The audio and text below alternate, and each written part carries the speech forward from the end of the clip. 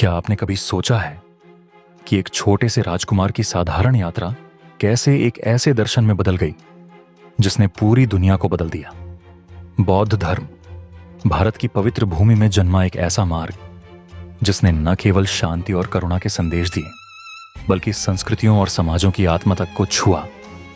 2500 साल पहले जब सिद्धार्थ गौतम ने अपनी राजसी जिंदगी छोड़कर सत्य की खोज शुरू की, तब शायद ही किसी ने सोचा होगा कि उनके विचार, उनके शब्द एक दिन भारत की सीमाओं को पार कर दुनिया के हर कोने तक पहुंचेंगे।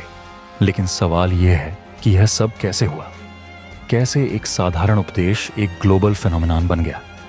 क्या यह सम्राट अशोक का योगदान था, जिनकी कलिंग युद्ध के बाद की करुणा ने बौद्ध धर्म को दिशा दी, या वह प्राचीन सिल्क रोड था जो व्यापार ही नहीं बल्कि विचारों का भी मार्ग बना? आज जब हम जापान के शांत मंदिरों, तिब्बत के विशाल मठों और दक्षिण पूर्व एशिया के भव्य स्तूपों को देखते हैं, तो लगता है कि यह सब किसी दैवीय योजना का हिस्सा था। तो चलिए, इस वीडियो में हम अनकवर करते हैं बौद्ध धर्म की इस अद्भुत यात्रा को, एक ऐसी यात्रा जो समय और सीमाओं को पार कर पूरी मानवता के लिए एक प्रेरणा बन गई। Origins of Buddhism in India.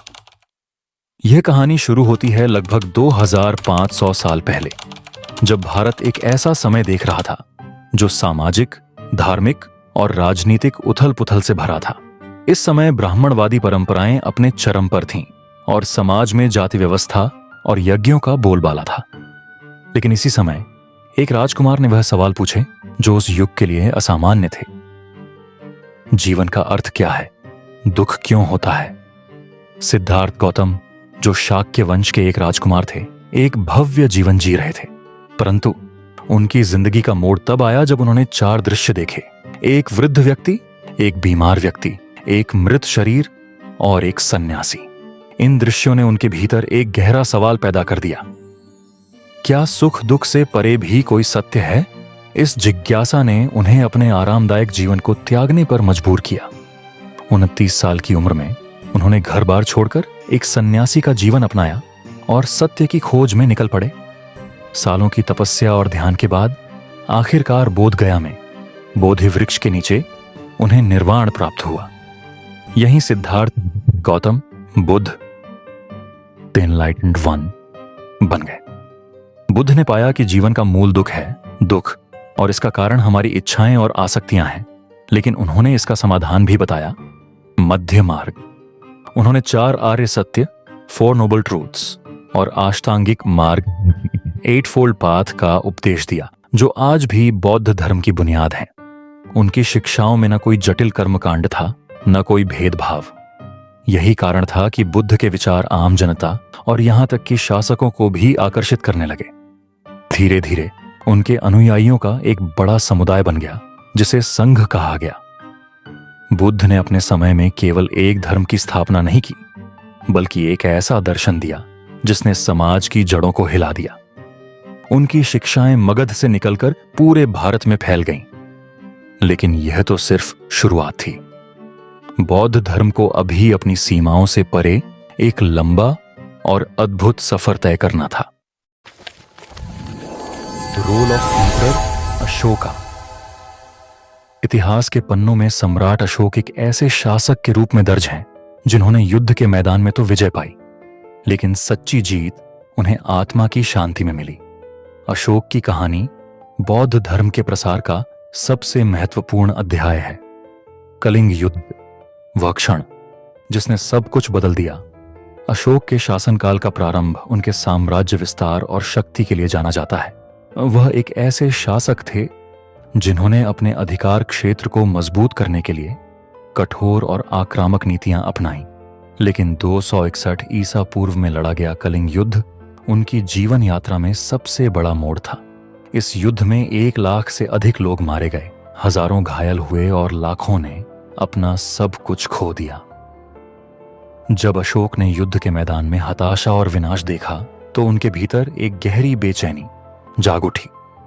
उन्होंने महसूस किया कि शक्ति के पीछे की यह प्यास केवल विनाश और दुख लाती है। इसी एहसास ने उन्हें आत्मचिंतन की ओर प्रेरित किया। अशोक ने बुद्ध के उपदेशों को अपनाने का निर्णय लिया। उन्होंने बौद्ध धर्म के धर्मा के सिद्धांतों को अपनाया, जो करुणा, अहिंसा और सत्यनिष्ठा पर आधारित थे।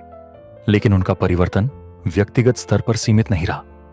अशोक ने बौद्ध धर्म को न केवल अपने जीवन का आधार बनाया, बल्कि इसे अपने साम्राज्य का आध्यात्मिक पथ भी बना दिया। अशोक ने बौद्ध धर्म के प्रसार के लिए अनेक अभूतपूर्व कदम उठाए। उनके प्रयास किसी भी राजा द्वारा धर्म के प्रचार प्रसार की एक अनोखी मिसाल है। अशोक ने बौद्ध धर्म के संदेशों को अपने विशाल साम्राज्य में फैलाने के लिए पत्थरों और स्तंभों पर खुदवाया। ये अशोक स्तंभ और शिलालेख संस्कृत, प्राकृत और यूनानी जैसी भाषाओं में लिखे गए, ताकि अधिकतम लोग उन्हें पढ़ और समझ सकें। इन स्तंभों पर अहिंसा, समानता और सामाजिक न्याय जैसे सिद्धांत खुदे थे। सबसे प्रसिद्ध स्तंभों में सारनाथ का सिंह स्तंभ शामिल है, जो आज भारत का राष्ट्रीय प्रतीक है। अशोक ने बौद्ध धर्म के प्रचार के लिए भिक्षुओं और प्रचारकों को भारत के भीतर और बाहर भेजा। उनके पुत्र महेंद्र और पुत्री संघमित्रा को श्रीलंका भेजा गया, जहां उन्होंने बौद्ध धर्म की नींव रखी। उन्होंने दक्षिण पूर्व एशिया, अफगानिस्तान और मध्य एशिया में भी धर्म प्रचारकों को भेजा। अशोक ने बौद्ध धर्म के प्रचार के लिए अनेक स्तूपों, विहारों और मठों का निर्माण कराया। सांची का स्तूप, जो आज विश्व धरोहर स्थल है, उनकी बौद्ध धर्म के प्रति निष्ठा का प्रतीक है। कुशीनगर, सारनाथ और बोधगया जैसे स्थानों को उन्होंने बौद्ध तीर्थ स्थलों के रूप में विकसित किया। अशोक ने न केवल धार्मिक बल्कि सामाजिक और पर्यावरणीय सुधार भी किए। उन्होंने पशु बलि पर प्रतिबंध लगाया और शाकाहार को बढ़ावा दिया। चिकित्सा और जल संसाधनों की व्यवस्था की, जिससे उनके प्रजा का जीवन बेहतर हुआ। अशोक के प्रयासों का प्रभाव इतना व्यापक था कि बौद्ध धर्म भारत की सीमाओं को पार कर श्रीलंका, नेपाल, तिब्बत, म्यांमार, थाईलैंड, चीन, जापान और कोरिया तक पहुंच गया। श्रीलंका में बौद्ध धर्म के विकास की नींव अशोक ने ही रखी। सिल्क रोड, फिर सिल्क रोड के माध्यम से बौद्ध धर्म मध्य एशिया और चीन तक पहुंचा। उनके द्वारा शुरू किए गए धम्म प्रचारकों के नेटवर्क ने बौद्ध धर्म को एक वैश्विक आंदोलन बना दिया। अशोक ने बौद्ध धर्म को केवल एक धार्मिक आंदोलन नहीं, बल्कि एक नैतिक और सामाजिक विचारधारा में बदल दिया। उनकी दृष्टि में धर्म केवल आध्यात्मिकता नहीं था, बल्कि समाज में शांति, समानता और सह अस्तित्व की स्थापना का एक माध्यम था।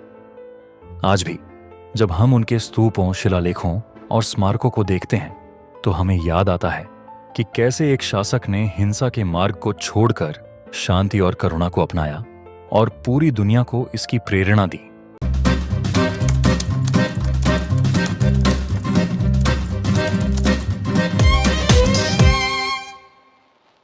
बुद्धिज्म्स इंट्रोडक्शन टू श्रीलंका। बौद्ध धर्म के प्रसार की यात्रा भारत से बाहर शुरू हुई और इस यात्रा का पहला बड़ा पड़ाव था श्रीलंका, जो भारतीय उपमहाद्वीप से सिर्फ एक समुद्री दूरी पर स्थित था। यह यात्रा सम्राट अशोक के पुत्र महेंद्र और पुत्री संघमित्रा द्वारा शुरू की गई थी, जिन्होंने बौद्ध धर्म के संदेश को श्रीलंका तक पहुंचाया। महेंद्र और संघमित्रा का योगदान अत्यंत महत्वपूर्ण था। जब अशोक ने बौद्ध धर्म को अपनाया, तो उन्होंने इसे अपने साम्राज्य और इसके बाहर फैलाने का संकल्प लिया। महेंद्र को श्रीलंका भेजने के साथ साथ अशोक ने अपने अन्य प्रचारकों को भी एशिया के अन्य हिस्सों में भेजा। महेंद्र ने श्रीलंका के राजा देवम्पिया तिस्सा से मुलाकात की और उनके साथ ये धर्म पर चर्चा की। राजा तिस्सा ने बौद्ध धर्म को स्वीकार किया और इसे राजधर्म के रूप में अपनाया। इसके बाद श्रीलंका में बौद्ध धर्म ने मजबूती से जड़ें जमा ली। संघमित्रा ने विशेष रूप से बोधि वृक्ष की एक शाखा श्रीलंका में भेजी, जो आज भी वहां के सबसे पवित्र धार्मिक स्थलों में से एक है। इस घटना ने श्रीलंका में बौद्ध धर्म को एक स्थायी स्थान दिया। श्रीलंका में बौद्ध धर्म का प्रवेश न केवल धार्मिक स्तर पर महत्वपूर्ण था, बल्कि यह समाज के सामाजिक और सांस्कृतिक ताने बाने में भी एक बदलाव लेकर आया।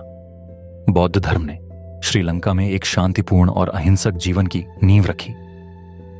यहाँ के शाही परिवार और आम जनता ने बौद्ध सिद्धांतों को अपनाया, जिससे यह द्वीप देश धार्मिक और सांस्कृतिक दृष्टि से समृद्ध हुआ। श्रीलंका में बौद्ध धर्म के साथ साथ धार्मिक कला, साहित्य और स्थापत्य कला का विकास हुआ। Buddhism spread to South East Asia. Sri Lanka से बौद्ध धर्म की यात्रा केवल यहीं तक सीमित नहीं रही। इसके बाद यह धर्म दक्षिण पूर्व एशिया के कई देशों में फैल गया। Myanmar, Burma. बौद्ध धर्म की शुरुआत म्यांमार, तब पूर्व में बर्मा में 3री शताब्दी ईसा पूर्व में हुई। महेंद्र के शिष्य और अन्य बौद्ध प्रचारकों ने इस देश में धर्म का प्रचार किया। म्यांमार में बौद्ध धर्म के आगमन के साथ ही वहां की सांस्कृतिक धारा में गहरा बदलाव आया। म्यांमार आज भी अपने बौद्ध धर्म के प्रति समर्पण के लिए प्रसिद्ध है और यहाँ के सबसे बड़े मंदिरों में श्वेडागोन पैगोडा का नाम लिया जाता है। थाईलैंड। बौद्ध धर्म का थाईलैंड में आगमन भी बौद्ध धर्म के प्रचारकों द्वारा हुआ। थाईलैंड में बौद्ध धर्म की शुरुआत हुई जब बौद्ध भिक्षुओं ने भारत से आए धार्मिक संदेशों को फैलाया। इस प्रक्रिया में विशेष रूप से श्रीलंका और म्यांमार के बौद्ध परंपराओं का योगदान रहा। थाईलैंड में बौद्ध धर्म ने न केवल धार्मिक बल्कि सांस्कृतिक और राजनैतिक रूप से भी मजबूत जड़ें जमाईं। Cambodia and Laos. कंबोडिया और लाओस जैसे देशों में भी बौद्ध धर्म की शुरुआत हुई। इन देशों में भारतीय संस्कृति और धर्म का प्रभाव गहरा था और बौद्ध धर्म को आसानी से अपनाया गया। कंबोडिया में अंगकोर वाट जैसे विशाल बौद्ध मंदिर इसका उदाहरण है, जो बौद्ध धर्म के सांस्कृतिक और धार्मिक प्रभाव को दर्शाते हैं। वियतनाम में बौद्ध धर्म की शुरुआत पहले चीन से और फिर भारत से हुई। यहाँ के बौद्ध मंदिरों और मठों ने धर्म के प्रसार में महत्वपूर्ण भूमिका निभाई। वियतनाम के बौद्ध धर्म में स्थानीय परंपराओं और चीनी बौद्ध धर्म का मिश्रण देखने को मिलता है। Factors behind the spread. बौद्ध धर्म का प्रसार मुख्य रूप से सिल्क रोड और मैरीटाइम मार्गों के माध्यम से हुआ। व्यापारिक और सांस्कृतिक आदान प्रदान ने बौद्ध धर्म को एक विश्वव्यापी धर्म बना दिया। भारत से व्यापारी, यात्री और भिक्षु इन मार्गों के माध्यम से बौद्ध धर्म के उपदेशों को विभिन्न देशों में फैलाते गए। दक्षिण पूर्व एशियाई देशों में बौद्ध धर्म का फैलाव राजाओं और शासकों के समर्थन के कारण था। जैसे श्रीलंका और म्यांमार के शासकों ने बौद्ध धर्म को स्वीकार किया, वैसे ही थाईलैंड, कंबोडिया और लाओस के शासकों ने भी इसे अपनाया। सम्राट अशोक द्वारा भेजे गए प्रचारकों का योगदान भी महत्वपूर्ण था। इन प्रचारकों ने न केवल धर्म की शिक्षा दी, बल्कि उन्होंने बौद्ध धर्म के स्थायी स्थल और मठ भी स्थापित किए, जो बाद में बौद्ध समुदाय के केंद्र बने। दक्षिण पूर्व एशिया में बौद्ध धर्म ने न केवल धार्मिक विचारों को फैलाया, बल्कि उसने यहाँ की कला, संस्कृति और जीवन शैली को भी प्रभावित किया। बौद्ध धर्म के आगमन के साथ दक्षिण पूर्व एशिया में शानदार बौद्ध मंदिर और स्तूप बने। Angkor Wat Cambodia, Shwedagon pagoda Myanmar और वात अरुण थाईलैंड जैसे मंदिर इसकी उदाहरण हैं। बौद्ध धर्म ने यहाँ की संस्कृति में शांति, ध्यान और अहिंसा के सिद्धांतों को गहराई से स्थापित किया, जो आज भी इन देशों के जीवन का हिस्सा हैं। सम्राट अशोक और उनके उत्तराधिकारियों के प्रयासों ने बौद्ध धर्म को न केवल भारत तक सीमित रखा, बल्कि इसे दक्षिण पूर्व एशिया के दिलों में भी घर बना लिया। बौद्ध धर्म की यात्रा एक दार्शनिक विचार से लेकर समग्र जीवन शैली तक ने न केवल भारत बल्कि पूरे एशिया को एक नई दिशा दी।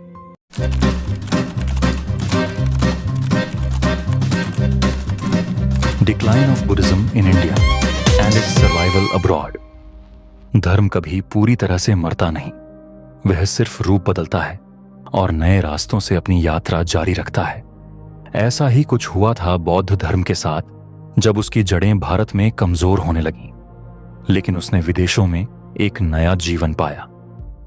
भारत में बौद्ध धर्म का उत्थान और प्रसार एक महान अध्याय था, लेकिन समय के साथ विभिन्न कारणों से इसका प्रभाव और महत्व कम होने लगा।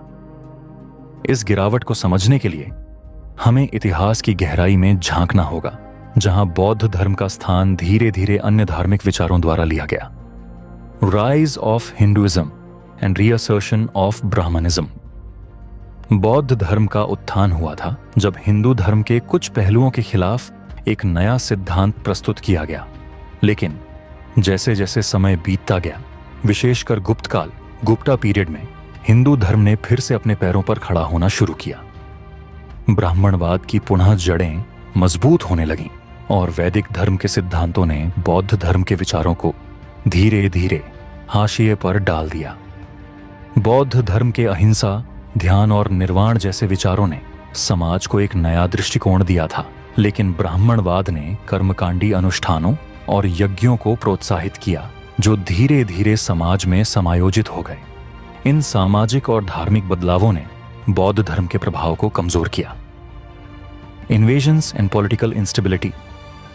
भारत में बौद्ध धर्म के गिरने का एक और कारण था विदेशी आक्रमण और राजनीतिक अस्थिरता। 7वीं सदी में हर्षवर्धन के समय तक बौद्ध धर्म के लिए एक समृद्ध माहौल था, लेकिन उसके बाद की शताब्दियों में भारत में मुस्लिम आक्रमणों ने धार्मिक और सांस्कृतिक परिदृश्य को बदल दिया। प्रारंभिक मुस्लिम आक्रमणों के दौरान बौद्ध धर्म के महत्वपूर्ण धार्मिक स्थल जैसे नालंदा विश्वविद्यालय और विक्रमशिला विश्वविद्यालय पर हमले हुए। इन जगहों पर अध्ययन करने वाले बौद्ध भिक्षुओं की हत्या और धार्मिक साहित्य की नष्टता ने बौद्ध धर्म की जड़ें और कमजोर कर दी। बौद्ध धर्म के भीतर भी विभाजन हुआ। विभिन्न बौद्ध संप्रदायों के बीच विवाद और संघर्ष ने इसकी एकता को कमजोर किया। जबकि महायान और हीनयान जैसे संप्रदायों में अंतर था, इसने बौद्ध धर्म को विभाजित किया और उसे एकजुट रखने वाली शक्ति को कमजोर किया। बौद्ध धर्म की शिक्षा और दार्शनिक सिद्धांतों का प्रसार धीमा पड़ गया और बौद्ध भिक्षुओं के बीच आपसी मतभेद और शिक्षा की गिरावट ने भी धर्म के सामूहिक प्रभाव को घटाया। Buddhism survival abroad. जब बौद्ध धर्म का प्रभाव भारत में कम होने लगा, तब यह अन्य देशों में फैलता रहा और न केवल जीवित रहा बल्कि वहां प्रगति भी की। बौद्ध धर्म की यात्रा ने विभिन्न देशों में उसे नए रूप में पनपने का अवसर दिया, जो अब भी प्रासंगिक और प्रभावी है। बौद्ध धर्म का सबसे पहला और स्थिर रूप दक्षिण पूर्व एशिया में पाया गया। यहां पर भारतीय सांस्कृतिक और धार्मिक प्रभाव ने बौद्ध धर्म को अपने गहरे प्रभाव में लिया। Sri Lanka, Myanmar, Burma, Thailand, Cambodia